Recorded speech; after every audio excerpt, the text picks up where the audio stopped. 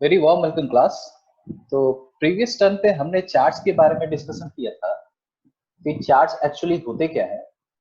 आज हम चार्ट्स कैसे क्रिएट करते हैं, चार्ट्स का क्या यूनिट या मेजरमेंट होता है, उसके बारे में आज हम डिस्कशन करेंगे। इसके अलावा conservation of charts and quantization of charts के बारे में एक डिस्कशन बचा हुआ है, और फंडामेंटल पार्टिकल्स का थोड़ा सा इंट्रोडक्शन, ब्रीफ इंट्रोडक्शन, क्योंकि फंडामेंटल पार्टिकल्स क्या होते हैं जब तक हम उसको नहीं समझेंगे तब तक हम क्वांटाइजेशन ऑफ चार्ज या कंजर्वेशन ऑफ चार्ज को अंडरस्टैंड नहीं कर सकते हैं। तो आगे चलते हैं हम अपने फर्दर चार्ज के डिस्कशन की ओर। Now charge is physical quantity that results due to gain और लॉस ऑफ इलेक्ट्रॉन्स। अब एडिशन एंड रिमूवल, इस तरह के addition and removal of electron जब होते हैं तो किस फॉर्म में होते हैं? इंटीग्रल फॉर्म में। अब ये बात हमने क्यों कही कि इंटीग्रल फॉर्म में? अभी हमने थोड़ी देर पहले ये देखा कि इलेक्ट्रॉन कैसा है? Fundamental particle. ये फंडामेंटल पार्टिकल का मतलब क्या होता है, पहले तो इसे समझ लेते हैं। फंडामेंटल पार्टिकल वो पार्टिकल्स होते हैं जिनको फर्दर ब्रेक नहीं किया जा सकता, यानी अगर मूवमेंट होगा तो इसका पूरे का होगा, अदरवाइज इसके आधे अधूरे का नहीं होगा। ठीक है, इसका मतलब ऐसे पार्टिकल्स जो मोस्ट एलिमेंट्री पार्टिकल्स होते हैं जिनको फर्दर ब्रेक नहीं किया जा सकता, यानी टुकड़े में इलेक्ट्रॉन कहीं नहीं जाएगा, जाएगा तो पूरा जाएगा। इसका मतलब कि हमेशा जब भी इलेक्ट्रॉन का ट्रांसफर किसी एक ऑब्जेक्ट से, किसी एक ऑब्जेक्ट 1 से किसी एक ऑब्जेक्ट 2 पर होगा, मान लिया कि यहां से यहां n number of electron transfer हो रहे हैं, तो ये n क्या होगा? एक इंटीजर होगा। अब इलेक्ट्रॉन ट्रांसफर होगा तो इस पे आने वाला चार्ज कैसा होगा? नेगेटिव, और इस पे आने वाला चार्ज पॉजिटिव। कितना? n, और इस पे कितना? n। इससे हमें दो बातें पता चली। पहला, conservation of charge.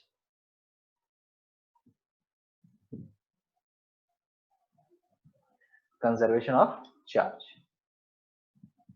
Conservation of charge क्या कह रहा है कि इन एन आइसोलेटेड सिस्टम, अगर हम इन दोनों एटम के सिस्टम को एक आइसोलेटेड सिस्टम मान लेते हैं तो इसमें इनिशियली जितना इलेक्ट्रॉन प्रेजेंट रहेगा, बाद में भी उतने ही इलेक्ट्रॉन टोटल प्रेजेंट होंगे।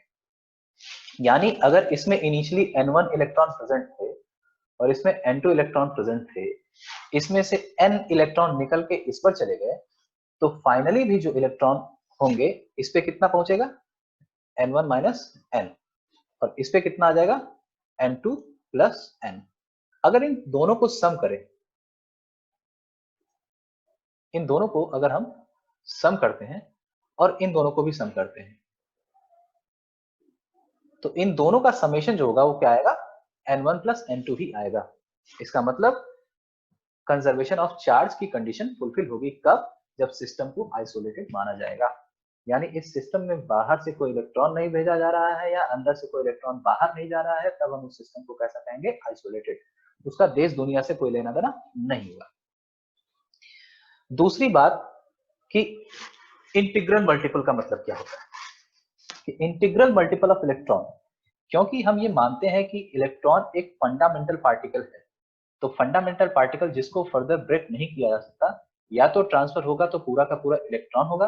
अब ये एक हो, चाहे दो हो, चाहे तीन हो, चाहे n, तो इतने ही इलेक्ट्रॉन पॉसिबल हैं ट्रांसफर के लिए, जो कि फुल क्वांटिटी में होंगे, यानी इलेक्ट्रॉन आधा अधूरा या फ्रैक्शनल नहीं होगा, वो कंप्लीट होगा। ठीक है, तो अगर कोई चीज कंप्लीट ट्रांसफर होगी तो उसकी क्वांटिटी क्या होगी? इंटीजर होगी। तो इसीलिए अगर हम दूसरी बात करें, quantization of charge, quantization of charge कहता है कि ट्रांसफर्ड चार्ज, अगर उसको क्यू कह दिया, तो will be equal to integral multiple of electron charge. और इलेक्ट्रॉन पे चार्ज कितना होता है? 1.6 इंटू 10⁻⁻19 वाट कूलम्ब। इतने कूलम्ब चार्ज इस पे प्रेजेंट होता है। जनरली लोग ये क्वेश्चन पूछते हैं कि अगर कूलम्ब है और बड़े चार्जेस हैं तो हम उसको इस फॉर्म में क्यों नहीं प्रेजेंट करते हैं? ऑब्वियस सी बात है, अगर इलेक्ट्रॉन के कूलम्बिक चार्ज की बात की जाए तो कितना छोटा कूलम्ब चार्ज है, 1.6 इंटू 10⁻19 कूलम्ब। अब इतनी छोटी क्वांटिटी में 1000 कूलम्ब को डिफाइन करना तो समझदारी नहीं होगी, it is not very convenient. तो कन्वीनियंट वे से रिप्रेजेंटेशन के लिए अगर बिग चार्जेस दिए जाते हैं तो हम इसको इलेक्ट्रॉन के चार्ज के फॉर्म में नहीं लिखते हैं, ठीक है। तो पहले तो हम ये समझ लेते हैं quantization of charge. Quantization of charge क्या कहता है, अगर इलेक्ट्रॉन का ट्रांसफर होगा तो कंप्लीट होगा या तो नहीं होगा। जीरो ट्रांसफर पॉसिबल है कि कोई ट्रांसफर ही ना हो इलेक्ट्रॉन का, लेकिन अगर होगा तो 1 होगा या 2 होगा या 100 होगा या 1000 होगा या 10,000 होगा, 1.1 नहीं होगा। क्यों? क्योंकि इलेक्ट्रॉन जो है वो कैसा पार्टिकल है, फंडामेंटल पार्टिकल। और फंडामेंटल पार्टिकल्स वो पार्टिकल्स होते हैं जिनको हम फर्दर ब्रेक नहीं कर सकते। तो यहाँ पे हमने चार्ज जो है फिजिकल क्वांटिटी से दो चीजें समझी। पहला, कंजर्वेशन ऑफ चार्ज, कि charge can not be created, can not be destroyed in an isolated system, but can be transform from one two another object which are present in that isolated system, ठीक है। दूसरा, quantization of charge. Quantization of charge क्या कहता है कि जितने भी number of electron एक ऑब्जेक्ट से दूसरे ऑब्जेक्ट पे ट्रांसफर होंगे वो इन होल क्वांटिटी होंगे। क्यों? क्योंकि इलेक्ट्रॉन एक फंडामेंटल पार्टिकल है जो ब्रेक होके कहीं भी मूव नहीं करेगा। वो या तो एज अ होल मूव करेगा, कंप्लीट मूव करेगा, अदरवाइज नहीं मूव करेगा, ठीक है। वो आधा अधूरा नहीं मूव करेगा, ठीक है। आगे चलते हैं। अगर हम किसी ऑब्जेक्ट को चार्ज करते हैं, अगर किसी को चार्ज करना है, objective charge, being charge,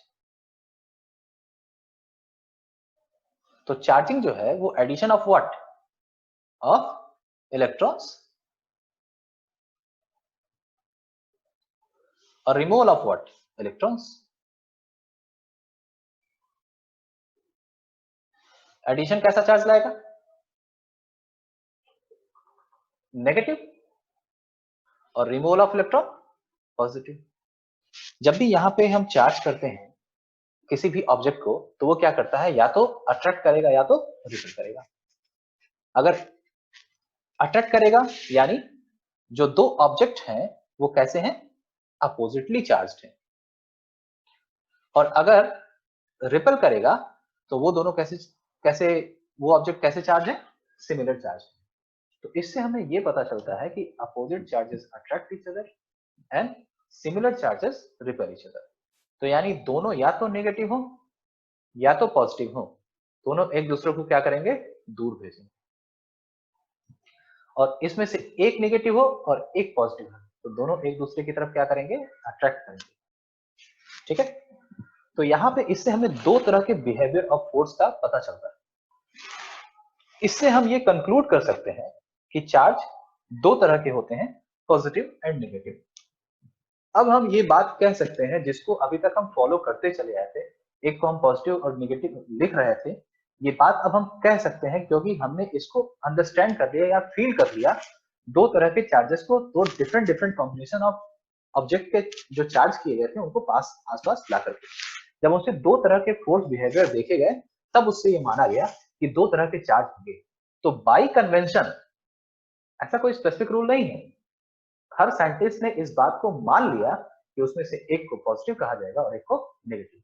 positive तब कहा जाएगा जब किसी ऑब्जेक्ट में से चार्ज इलेक्ट्रॉन निकाल लिए जाएंगे तो उस ऑब्जेक्ट को पॉजिटिव कहा जाएगा, और नेगेटिव उस ऑब्जेक्ट को कहा जाएगा जिस पे कुछ इलेक्ट्रॉन्स डाल दिए गए, ठीक है, इलेक्ट्रॉन का ट्रांसफर हो गया होगा। तो इससे हमें यह पता चलता है कि इलेक्ट्रॉन का ट्रांसफर हो रहा है, लेकिन इलेक्ट्रॉन के ट्रांसफर करने के तरीके क्या क्या हो सकते हैं। पहला तो हो गया फ्रिक्शन, जिसको अभी हमने थोड़ी देर पहले ग्लास रॉड के बारे में बात किया था, रबर के बारे में बात किया था। दूसरा तरीका क्या होगा, इंडक्शन। इंडक्शन में क्या होता है कि जब भी हम किसी भी चार्ज ऑब्जेक्ट को, मान लिया कि ये रॉड जो है वो चार्ज है, चार्ज ऑब्जेक्ट को अनचार्ज ऑब्जेक्ट के पास लेकर के आते हैं, तो होता क्या है कि पॉजिटिव चार्ज और नेगेटिव चार्जेस का पोलराइजेशन हो जाता है। क्या हो जाता है, पोलराइजेशन हो जाता है। अभी पोलराइजेशन होता क्या है पहले से समझ लेते हैं। Polarization is the separation of positive and negative charges in isolated system under the influence of nearby charged object due to induction. ये पॉजिटिव चार्ज जो है वो क्या करेगा, ऑब्वियस सी बात है, ये क्या है, इलेक्ट्रॉन सीकर है, क्योंकि इसके पास इलेक्ट्रॉन की डिफिशियंसी है। तो इस ऑब्जेक्ट के इलेक्ट्रॉन क्या होंगे, इसकी ओर अट्रैक्ट होंगे। तो सिस्टम में थोड़ी देर पहले जो ये सिचुएशन थी कि जितने पॉजिटिव उतने नेगेटिव एटम्स में थे, वो चेंज तो नहीं हुए, लेकिन वो किस रिजल्ट में चले आए, उनका रिजल्टेंट कैसा हो गया कि ये ऑब्जेक्ट जो पॉजिटिव था उसकी ओर इलेक्ट्रॉन्स जो थे कुछ खींच गए। वो न्यूक्लियस से थोड़ा सा डिसलोकेट हो गए, मतलब एटम से थोड़ा सा डिसलोकेट हो गए उस तरफ जहां की ओर पॉजिटिव चार्ज था। अगर यही इस पॉजिटिव चार्ज रॉड की जगह निगेटिवली चार्ज रॉड को अगर लेके आते तो वो कौन इसकी ओर बायस्ड होता, इसका न्यूक्लियस बायस्ड हो जाता है, इसके इलेक्ट्रॉन्स इससे दूर भागते। क्योंकि अभी हमने थोड़ी देर पहले ये समझा था कि सिमिलर क्या करते हैं, एक दूसरे को रिपेल करते हैं। तो जब इलेक्ट्रॉन इफिशिएंट ग्लासेस के पास लाई गई तो क्या होंगे, इलेक्ट्रॉन इससे दूर भागेंगे। अभी हमारा जो प्रेजेंट केस है उसमें क्या है, इलेक्ट्रॉन डिफिशिएंट यहाँ पे पास लाए गए हैं तो इलेक्ट्रॉन इसकी ओर खींचेंगे। ठीक है, तो ये ओवरऑल स्ट्रक्चर क्रिएट हो जाता है, ये क्या हो गया, बाय इंडक्शन। अब चार्ज ड्यू टू फ्रिक्शन में क्या होता है, फ्रिक्शन में इलेक्ट्रॉन का फिजिकल ट्रांसफर होता है। चार्ज बाय इंडक्शन में क्या हो रहा है कि यहाँ पे इलेक्ट्रॉन का फिजिकल ट्रांसफर तो नहीं हो रहा है, कोई फिजिकल ट्रांसफर नहीं हो रहा है, ये इलेक्ट्रॉन अभी भी यही है और ये ऑब्जेक्ट अभी भी इलेक्ट्रिकली न्यूट्रल है, फिर भी ये इसकी ओर अट्रैक्ट हो रहा है। तो electrically neutral object electrically neutral ही रहता है, electrically charge object electrically charge ही रहता है, लेकिन वो दोनों एक दूसरे को अट्रैक्ट कर रहे होते हैं due to polarization in uncharged object. ठीक है, इसका मतलब इंडक्शन में अनचार्ज ऑब्जेक्ट से कोई चार्ज ट्रांसफर नहीं होता। दूसरा केस होता है बाई तीसरा केस होता है बाई कांटेक्ट। बाई कांटेक्ट क्या होगा, अगर एक रॉड को दूसरे रॉड पे हमने टच करा दिया, ये रॉड चार्ज नहीं, जब इसको इस पे टच कराएंगे तो क्या होगा, इसके कुछ इलेक्ट्रॉन्स इस तरफ चले आएंगे, तो इसके इलेक्ट्रॉन्स इधर चले आएंगे, तब तक चले आएंगे जब तक दोनों के पास बराबर इलेक्ट्रॉन न हो जाए। ठीक है, आपस में बराबर बांट लेंगे। ये बिल्कुल उस तरह है कि जैसे दो बकेट है, एक बकेट थोड़ा सा खाली और दूसरा बकेट थोड़ा सा भरा हुआ है, दोनों को नीचे अगर उनके बेस से जोड़ देते हैं किसी पाइप से तो क्या होगा, दोनों का लेवल सेम हो जाता है। जैसे अगर एक बकेट लिया दूसरा बकेट लिया, इसको नीचे बेस से पाइप से जोड़ दिया गया, एक बकेट का हाइट अगर ज्यादा है दूसरे का कम है, तो थोड़ी देर बाद क्या होता है, फाइनल रिजल्ट कि दोनों का लेवल क्या हो जाता है, सेम हो जाता है। वैसे ही यहाँ पे ये जो है इलेक्ट्रॉन डिफिशियंट था और ये जो था इलेक्ट्रॉन एफिशिएंट था, इसके कंपैरिजन में ये तो न्यूट्रल था। अब जैसे ही इन दोनों को कांटेक्ट कराया तो इसका कुछ चार्ज इस पर चला गया, कौन सा, पॉजिटिव। क्यों, क्योंकि दोनों में डिफिशियंसी मेंटेन्ड है, एक की डिफिशियंसी थोड़ी सी कम हुई लेकिन दूसरे पे डिफिशियंसी आ गई। ठीक है, तो इस तरह हम यहाँ पे चार्ज बाई कांटेक्ट ट्रांसफर कर सकते हैं। तो यहाँ पे इंटरेस्टिंग चीज हमने ये देखी कि फ्रिक्शन के केस में क्या हो रहा था, चार्ज का ट्रांसफर हो रहा था परमानेंटली। इंडक्शन में क्या हो रहा था, चार्ज का ट्रांसफर नहीं हो रहा था, वहां पे अट्रैक्शन एंड रिपल्शन क्यों, अट्रैक्शन किस वजह से आ रहा था, due to polarization of charge. अब देखिए इंडक्शन की वजह से कभी भी हमको रिपल्सन नहीं मिलता है। रीजन, जिस चार्ज ऑब्जेक्ट को चाहे वो पॉजिटिव हो, पॉजिटिव को जब पास लेकर आएंगे तो इलेक्ट्रॉन इसकी ओर पोलराइज हो जाएंगे, और जब निगेटिवली चार्ज पार्टिकल को इसकी तरफ लेके आएंगे तो पॉजिटिव न्यूक्लियस इसकी ओर पोलराइज हो जाएगा। यानी इंडक्शन के केस में हम कभी भी रिपल्सन नहीं पा सकते, रिपल्सन नहीं पा सकते। यानी इंडक्शन हमेशा कैसा होगा, अट्रैक्टिव होगा। कांटेक्ट में क्या हुआ, हमको रिपल्सन मिलेगा। क्यों? क्योंकि सेम चार्ज दोनों डिस्ट्रीब्यूट हुआ और सिमिलर क्या करते हैं, एक दूसरे को रिपल करते हैं। तो by contact and by friction वो दोनों कैसे होंगे? बाई कॉन्टैक्ट कैसा होगा? रिपल्सिव होगा।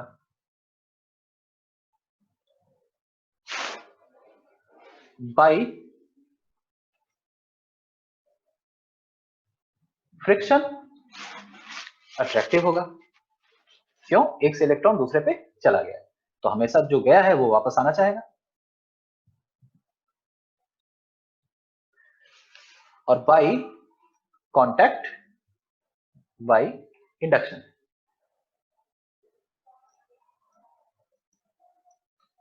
क्या होगा? अट्रैक्टिव होगा।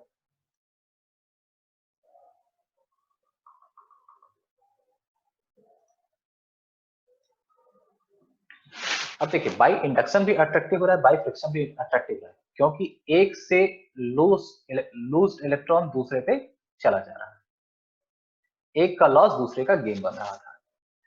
इंडक्शन में क्या हो रहा था कि एक का लॉस लॉस ही रह रहा था, लेकिन दूसरे में कोई गेन या लॉस नहीं हो रहा था, लेकिन क्या हो जा रहा था? पोलराइजेशन। जब ये पोलराइजेशन हो जा रहा था, तो यहां पे क्या हो रहा है? देयर इज नो लॉस और gain of charges, but there is attraction due to polarization. तो इंडक्शन में पोलराइजेशन की वजह से अट्रैक्शन हो रहा है और कोई चार्ज का ट्रांसफर नहीं हो रहा है। बाय फ्रिक्शन अट्रैक्टिव हो रहा है, क्योंकि उसमें एक से दूसरे पे इलेक्ट्रॉन का ट्रांसफर हो रहा है। बाय कांटेक्ट क्या हो रहा है? जो भी चार्जेस थे उसका डिस्ट्रीब्यूशन हो रहा है। अगर इसके ऊपर नेगेटिव था, इसके ऊपर पॉजिटिव था, तो क्या हो रहा है? इससे कुछ इधर चले जा रहे हैं नेगेटिव। तो अगर इक्वल अमाउंट ऑफ पॉजिटिविटी और इक्वल अमाउंट ऑफ नेगेटिविटी होगा, तो ये दोनों क्या कर लेंगे? एक दूसरे को न तो रिपेल करेंगे न तो अट्रैक्ट करेंगे। ये भी कंडीशन इसमें एग्जिस्ट कर सकती है, लेकिन ऐसा कभी नहीं होगा कि वो अट्रैक्टिव हो। क्या ये सही है कहना ऐसा? अभी तो हमने बड़ी आसानी से कह दिया कि रिपल्सिव ही रहेंगे, लेकिन अभी हमने थोड़ी देर पहले कहा कि अगर उन दोनों को कांटेक्ट कराया जा रहा है, फिर भी वो एक दूसरे को अट्रैक्ट करें। जी हाँ, ऐसा पॉसिबल है। ऐसा कैसे पॉसिबल है, इसको देखते हैं। मान लीजिए कि एक ऑब्जेक्ट जिसपे +2 चार्ज है, एक ऑब्जेक्ट है जिसपे -3 चार्ज है। ठीक है। अब +2 और -3 जब इन दोनों को कांटेक्ट कराएंगे, हम ये जानते हैं कि इंटीग्रल फॉर्म में ही चार्ज ट्रांसफर हो सकता है, यानी इससे कितना भी जाए, तो 2 इलेक्ट्रॉन जाए या तो तीनों जाए। तो सिचुएशन क्या बन रही है? एक सिचुएशन बन रही है जिसमें ये इलेक्ट्रिकली न्यूट्रल हो जा रहा है, इससे 2 इलेक्ट्रॉन का ट्रांसफर हो जा रहा है, 2 इलेक्ट्रॉन का ट्रांसफर हो जा रहा है, एक इलेक्ट्रॉन इसी पर रह जा रहा है। ठीक है। तो एक इलेक्ट्रॉन इस पर रह जा रहा है, तो अभी इन दोनों के बीच में कैसा फोर्स होगा? अट्रैक्टिव होगा। क्यों? क्योंकि अब ये कैसा होगा? पोलराइज हो जाएगा। इस पे पोलराइजेशन के चांसेस हैं, क्योंकि ये न्यूट्रल है। अगर इसको हम आसपास रखे रहेंगे टेस्ट कराने के बाद भी, तो भी इनके बीच में अट्रैक्शन हो सकता है। यानी एक के पास अगर ज्यादा चार्ज है और दूसरा न्यूट्रलाइज हो जा रहा है, और इतना ज्यादा चार्ज नहीं है कि वो सारा का सारा इस पर ट्रांसफर कर सके, सफिशिएंट अमाउंट न्यूट्रलाइज करने लायक ही ट्रांसफर हो सके, उसी केस में ऐसा पॉसिबल है। यानी बहुत ही माइन्यूट रिपल्सिव ही होगा। क्यों? क्योंकि इंटीग्रल फॉर्म में ही इलेक्ट्रॉन उस पर मूव कर सकता है। ठीक है। अगर ऐसे चांसेस बन रहे हैं कि एक इलेक्ट्रॉन बच जा रहा है, ये चांसेस अभी हमने देख लिया कि एक इलेक्ट्रॉन भी बच सकता है, उस केस में भी केसेस हैं कि वो रिपल्सिव हो, ठीक है, या अट्रैक्टिव हो। तो बाई कांटेक्ट के केस में रिपल्सिव भी पॉसिबल है, अट्रैक्टिव भी पॉसिबल है, और न्यूट्रलिटी भी पॉसिबल है कि वो दोनों अनचार्ज हो जाए, वो दोनों ना तो एक दूसरे को अट्रैक्ट करे ना तो रिपेल करे। तो बाई कांटेक्ट सबसे अच्छा तरीका होता है किसी भी चीज को चार्ज करने का, क्योंकि हम इस केस में किसी भी तरह का चार्जिंग कर सकते हैं। बाई इंडक्शन एंड कांटेक्ट ये दोनों कलेक्टिवली यूज किए जाते हैं किसी भी ऑब्जेक्ट को चार्ज करने के लिए, किसी भी कंडक्टर को चार्ज करने के लिए। कैसे? जो अनचार्ज ऑब्जेक्ट होता है उसको क्या करते हैं हम, अगर उसके पास हम पॉजिटिवली चार्ज कोई ऑब्जेक्ट लेकर आए तो क्या होंगे, इसके इलेक्ट्रॉन्स इसकी ओर अट्रैक्ट होंगे और इसके दूसरी तरफ क्या हो जाएगी, इलेक्ट्रॉन की डिफिशियंसी। और जो अर्थ होता है वो इलेक्ट्रिकली चार्ज रहता है नेगेटिव। अर्थ को एक्चुअली न्यूट्रल कहते हैं। न्यूट्रल कहने का मतलब यह है कि इससे कितने भी इलेक्ट्रॉन किसी भी सिस्टम से पास हो सकते हैं या किसी भी सिस्टम से कितने भी नंबर ऑफ इलेक्ट्रॉन्स अर्थ को पास हो सकते हैं, यानी अर्थ दोनों तरह का बिहेवियर करती है। जैसे इस केस में क्या हो रहा है कि ये पॉजिटिव है तो ये क्या है, न्यूट्रल। तो इलेक्ट्रॉन का फ्लो किधर से किधर होगा, न्यूट्रल से पॉजिटिव की ओर। अगर ये साइड नेगेटिव होता तो ये साइड कैसा होता है, नेगेटिव, और ये कैसा होता, न्यूट्रल। तो इलेक्ट्रॉन का ट्रांसफर किधर से किधर होता, इस तरह होगा। इसका मतलब ये है कि अगर हम अर्थिंग कर दें और बाई इंडक्शन करें तो इसके पॉजिटिव आयंस को इलेक्ट्रॉन की सप्लाई हो जाएगी। इलेक्ट्रॉन की सप्लाई होने के बाद से फाइनल रिजल्ट क्या आएगा, ये जो हमारा पॉजिटिवली चार्ज ऑब्जेक्ट जो दूर से देख रहा था इसको, दूसरे को उसने क्या कर दिया, नेगेटिवली चार्ज कर दिया। तो इस तरह भी हम बाय इंडक्शन एंड अर्थिंग, इस कॉन्सेप्ट को हम क्या कहते हैं, अर्थ से जोड़ना। बाय अर्थिंग हम किसी भी ऑब्जेक्ट को पॉजिटिवली चार्ज भी कर सकते हैं और नेगेटिवली चार्ज भी कर सकते हैं। क्यों, बिकॉज अर्थ जो है वो न्यूट्रल होती है। अर्थ से जब कोई भी पॉजिटिव चार्ज ऑब्जेक्ट जुड़ेगा तो उस पॉजिटिव चार्ज ऑब्जेक्ट को वो इलेक्ट्रॉन सप्लाई कर देगी। अगर अर्थ से कोई नेगेटिवली चार्ज ऑब्जेक्ट जुड़ेगा तो वो उस ऑब्जेक्ट के इलेक्ट्रॉन्स को अपनी ओर खींच लेगी। ठीक है, यानी अर्थ दोनों तरह का बिहेवियर करती है। तो अर्थिंग के केस में हम किसी भी चार्ज, किसी भी ऑब्जेक्ट को पॉजिटिव चार्ज भी कर सकते हैं और नेगेटिवली चार्ज भी कर सकते हैं। ये तो थी पूरे चार्ज की कहानी। अब हम बात करते हैं unit of charge. Unit of charge define करते हैं कूलम्ब, कैपिटल सी से। लेकिन कैपिटल सी हमने फंडामेंटल या प्राइमरी एसआई यूनिट्स में कहीं नहीं पढ़ा हुआ है। प्राइमरी एसआई यूनिट में जो हम पढ़ते हैं वो करंट पढ़ते हैं। अब करंट जो होता है वो क्या होता है, flow of charge per unit time. तो इसका मतलब ये है कि अगर इसकी एसआई यूनिट लिखना चाहें क्यू की, क्यू पे चार्ज होता है उसको कितना लिखते हैं, कूलम्ब में। तो Q जो है यहां से हमें क्या मिल रहा है, I इंटू टी।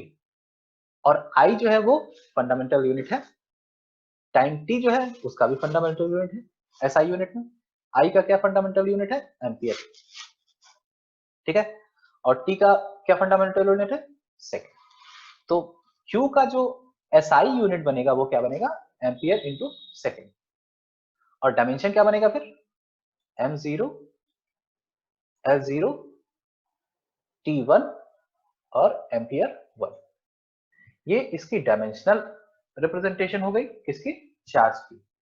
और ये इसका एसआई यूनिट हो गया। तो यहां हम चार्ज का डिस्कशन खत्म करते हैं। नेक्स्ट टर्म पे हम कंडक्टर एंड इंसुलेटर के बारे में बात करेंगे।